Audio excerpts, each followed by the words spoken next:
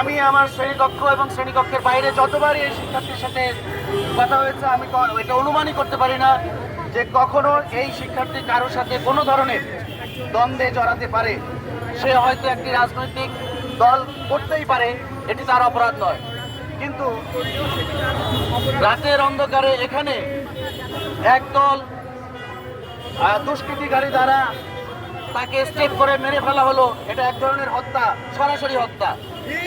কারণ এই ধরনের স্টেপের ফলে তার সরাসরি এভাবে মৃত্যু হবে, আমি যখন ঘটনাটি শুনে আমি অবাক হয়ে যাই।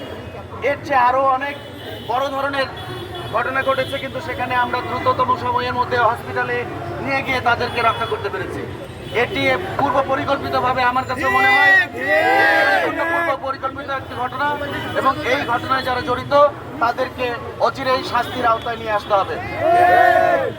আরেকটি ঘটনা, আমাদের পুলিশ বাহিনী, আমরা যতটুকু জেনেছি যে 3 জনকে এখানে ধরা হয়েছে, এই 3 জন মাদক সেবী।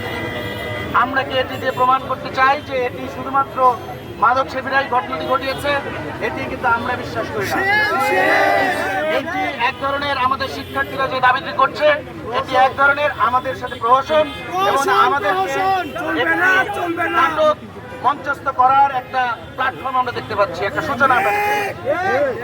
এই পরিস্থিতিতে অবিলম্বেই প্রশাসনের কাছে আমাদের দাবি থাকবে, অবিলম্বেই সঠিক তদন্ত করে, এবং আরেকটি ঘটনা যেটি উল্লেখ করার মতো আমরা যতটুকু জানতে পেরেছি, এদেরকে কোনো ধরনের কোনো রিমান্ডের আওতায় আনা হয় না। এবং এতটুকু শোনা গেছে আইও সাহেব যে রিমান্ড করেছিল সেখানে উনি রিমান্ড আবেদন করেন নাই, সেটিও আমরা জানতে পেরেছি, যেটা অত্যন্ত রহস্যজনক। এই ধরনের ঘটনা ঘটা উচিত নয়। বিশ্ববিদ্যালয়ের একজন শিক্ষার্থী, তার প্রতি এই ধরনের আচরণ এবং আমাদের সকল শিক্ষার্থীর প্রতি এই ধরনের আচরণ কখনোই কাম্য নয়।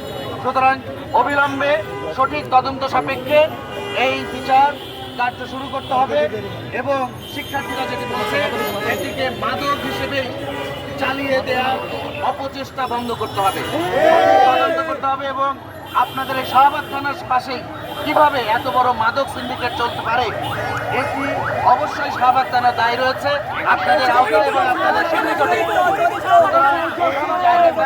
সরাসরি ভাবে আপনাদের হস্তক্ষেপ করে অচিরেই এখান থেকে সকল প্রকার মাদক ব্যবসা বন্ধ করতে হবে।